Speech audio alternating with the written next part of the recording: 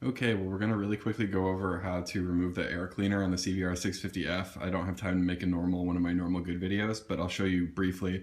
First you got to remove these fairings. You got your main side fairing here. I had these off because I was cleaning them off and shit, and that's pretty straightforward. If you don't know how to do that, then you shouldn't attempt the rest of this.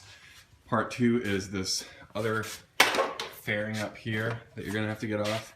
This comes off with screw here, screw here, screw here, and then some Velcro that's kind of crappy and doesn't even really work very well normally. And then there's a little clip that kind of just comes straight out here. So for example, on this side I've already got a couple of the bolts off. I'm going to take this one up here,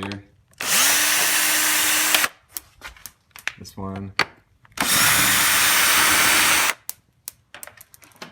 and then that leaves us pretty liberated, but you'll see there's resistance and you don't want to break anything.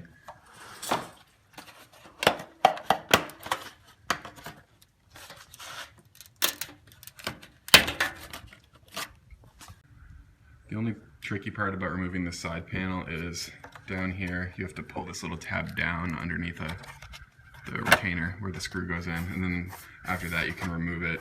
Just pull the Velcro off. I already kind of pulled it off here, but you should just remove pretty easily after that.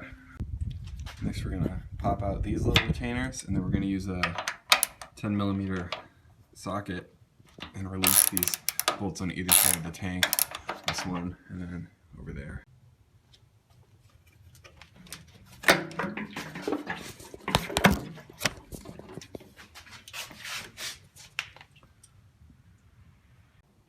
Now realizing exactly how heavy this fuel tank is, I moved it to a more suitable location where there are overhead rafters, and I'm going to use that to support the tank so I don't have to completely remove it and disconnect everything. Okay, now that our tank is suspended, I'm hoping that I'm going to have access to all the screws on top of this area here, and that way I don't have to go through and disconnect all this stuff because I don't want to have to deal with that. The tank's full and has a stabilizer in it because it's on storage right now. So we're going to undo this clip, remove this wire from the routing here, and then undo these screws.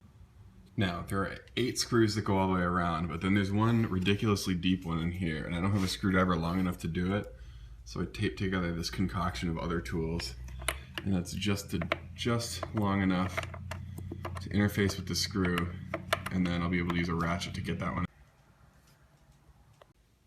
And after that, this pops right off. So this actually just has those 2 screws, and then this pops right up. And so you can see I've had this air filter in here for 10,000 miles. It's actually not nearly as dirty as I thought it was going to be, but I live on a dirt road. And so I really wanted to clean it. Thought it might be a good idea, but it looks like maybe I could have gone a little longer without doing that. But since we've made it this far, I'll just pop this new one in and do everything in reverse. Seriously, why does this thing have to be so fucking deep? Just put in a longer screw or something. Well, that's weird. The hell's this? Random protected cut wire and a clear sleeve? Never know what you'll find in here.